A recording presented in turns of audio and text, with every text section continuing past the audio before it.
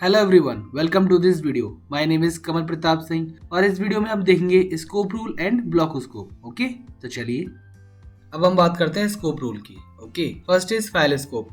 किसी भी वेरिएबल को हम फंक्शन के बाहर डिक्लेयर करेंगे तो वो वेरिएबल बाकी फंक्शन के लिए नोन होता है। ओके, जैसा कि अभी हमने यूज किया था एक्स को, एक्स वेरिएबल को हमने फंक्शन के बाहर डिक्लेयर किया था, देन वो एक्स वेरिएबल बाकी सब फंक्शन के लिए नोन था।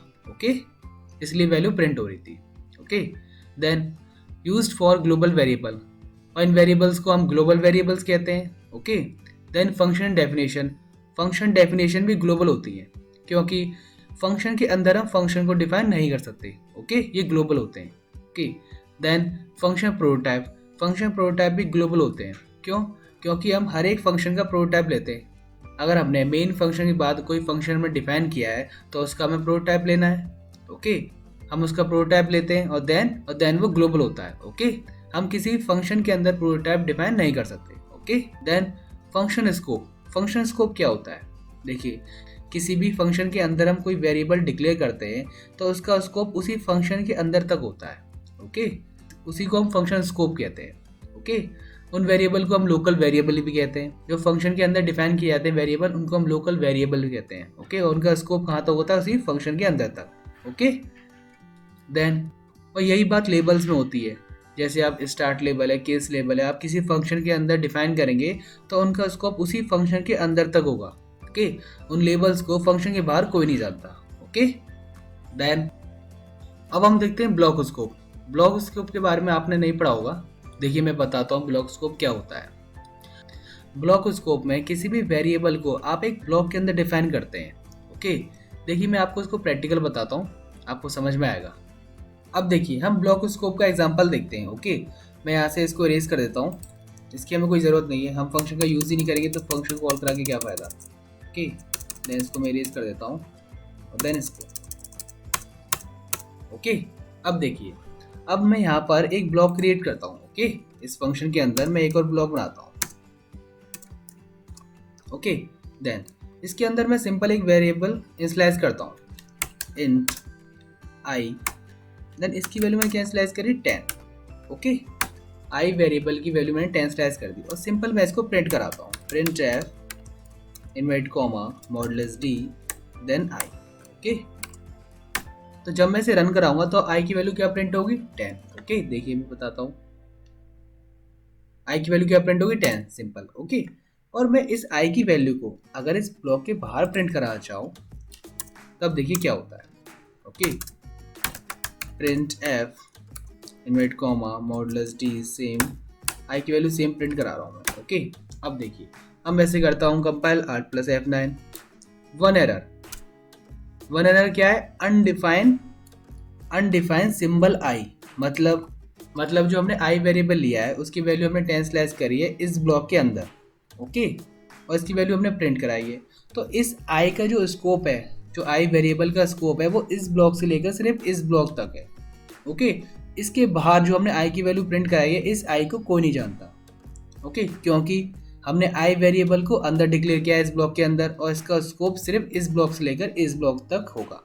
ओके, इसके बाहर जो भी हम प्रिंट कराएंगे आई की वैल्यू से कोई नहीं जानता। ओके, इसलिए अनडिफाइंड सिंबल दे रहा है। ओके, अब एक चीज़ देखिए, अगर आप चाहते हैं कि दोनों जगह आई की वैल्यू प्रिंट हो तो आप सिंपल यहाँ पर आप डिक्लेयर कर सकते हैं आई की वैल्यू, आप डिक्लेयर कर सकते हैं इंट आई सेमीकोलन। आप इनिशियलाइज कहीं भी कर सकते हैं, ब्लॉक के अंदर करिए या ब्लॉक के बाहर करिए। ओके, अब देखिए, अब हम इस प्रोग्राम को कंपाइल करते हैं, alt plus F9, no error. Then अब हम करते हैं इसे रन, कंट्रोल प्लस F9। देखिए 10 10। ओके, ये दोनों स्टेटमेंट की वैल्यू थी आई की और इस आई की दोनों की वैल्यू प्रिंट हो गई। क्यों प्रिंट हो गई? क्योंकि जो हमने इसे डिक्लेयर किया वो हमने इस बाहर वाले ब्लॉक में किया, आउटर ब्लॉक में। तो इसका आई का जो स्कोप था वो इस यहाँ से लेके यहाँ तक था। तो इस आई को ये भी जानता था स्टेटमेंट, देन इस आई को ये भी जानता था। ओके, और इसकी वैल्यू इनिशियलाइज आप कहीं भी कर सकते हैं, आप बाहर करिए अंदर करिए, इस वैल्यू को सब इनिशियलाइज करेंगे। ओके, तो 10 10 वैल्यू प्रिंट हो गई। ओके, अगर आप चाहते हैं तो आई वेरिएबल की वैल्यू को अलग अलग इनिशियलाइज भी कर सकते हैं। देखिए, इस आई की वैल्यू मैंने इनिशियलाइज करी 20। ओके, देन और इसको मैं डिक्लेयर कर देता हूँ अंदर भी। Okay, int. ओके, देन अब देखिए, अब मैं इसे करता हूँ compile, Alt plus F9। No error.